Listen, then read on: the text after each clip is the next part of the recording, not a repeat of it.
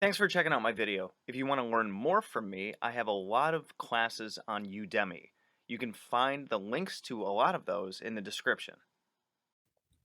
So this would be the first of its kind for me where I actually kind of do an anecdotal thing on a ritual that I've done. And I'm probably going to throw up the thumbnail of working with my mesa cloth and the sigil, basically the space that I was working with.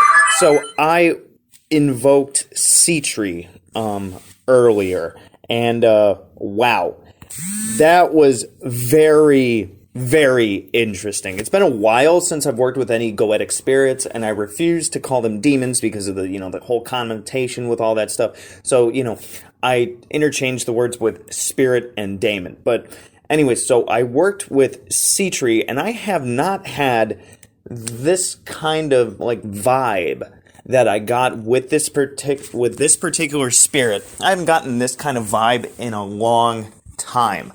I mean, I feel like with other spirits that I work with, such as the 50 Names of Marduk, I'm so used to their energies, like any of the spirits of the Simon Necronomicon, I'm so used to their energies. It's just an instant connection. It's like dialing a phone, But working with goetic spirits, it's on a different energetic vibration, let's say, for lack of a better term. And I mean, I had fuzziness in my vision.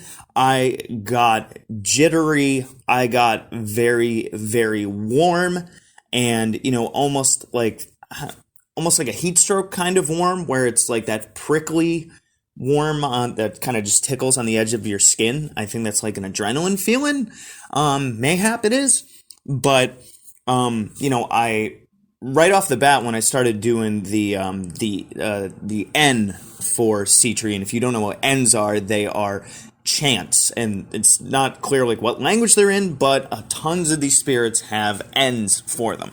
I'm actually planning on developing those for the 50 Names of Marduk whenever I get time to do it, but I've had a lot of clients lately that, given the time of year it is, that are looking for assistance with relationships and stuff. So, doing some research and whatnot, I decided to invoke Sitri on their behalf. And, I mean, for starters, seeing the depiction of Sitri actually show up in front of me, usually it's like a flash in my vision that I can see them. It's like passing a photograph in front of my eyes, but this was much more substantial, where it stayed there rather than it just being a one-off where I see it and then I don't, that kind of thing. And just the sense of Sitri moving around the room, where at first Sitri was on the opposite side of my altar, and then Sitri came over to on the left side of the altar to be closer to me. And when it came to doing certain actions, like blowing air on the sigil, and then just focusing on the N chanting, and then also just moving around a bit and taking certain stones off of my altar and placing them on the sigil itself, those instructions came from Sitri, and it's just so interesting when you have your channels open that you get these instructions from whatever spirit you're working with on what they want you to do to move around the energy to allow your intention to manifest, for lack of a better term. It's when you're working with these spirits, it's much better, not to say, "Hi, you're here, I want this, thanks. Now go do it." It's like when you partner with them on this kind of thing, you're working towards a common goal together, because you invite them in, you make them offerings. In this case, I had incense, and I also had a very sweet smelling candle. I gotta get more of them. This one's tobacco petals,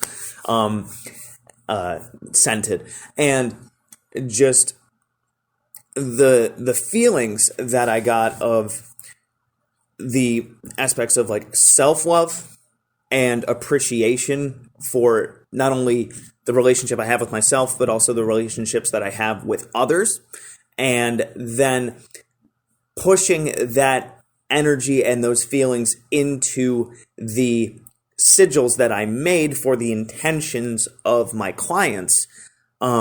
Just the energy in this room was just buzzing.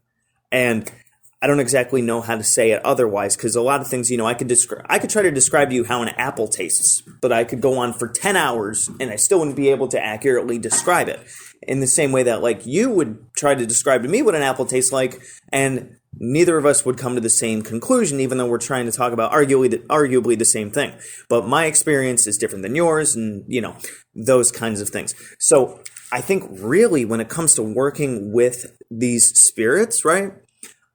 As I work through more and more and more of them, I'm probably going to be making these little report videos. And it'd be really cool to hear about what your experiences are when it comes to invoking any spirits that you guys work with.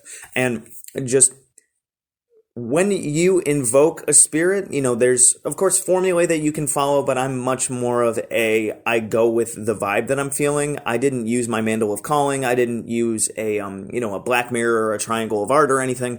I focused on the sigil, and I had my mesa cloth out with my stones and stuff from the Andean tradition that I've been working with lately, and it worked out swimmingly. This was awesome.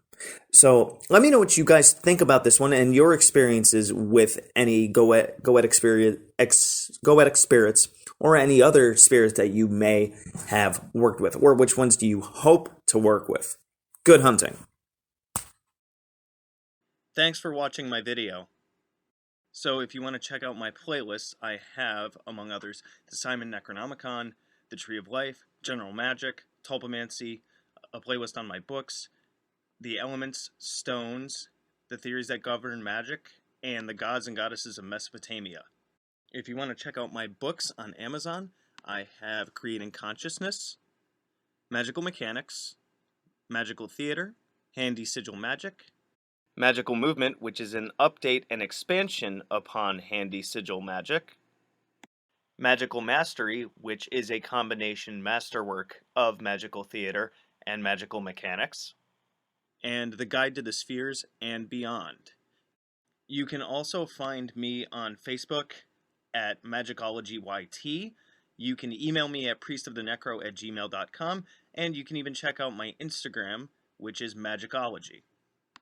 And good hunting.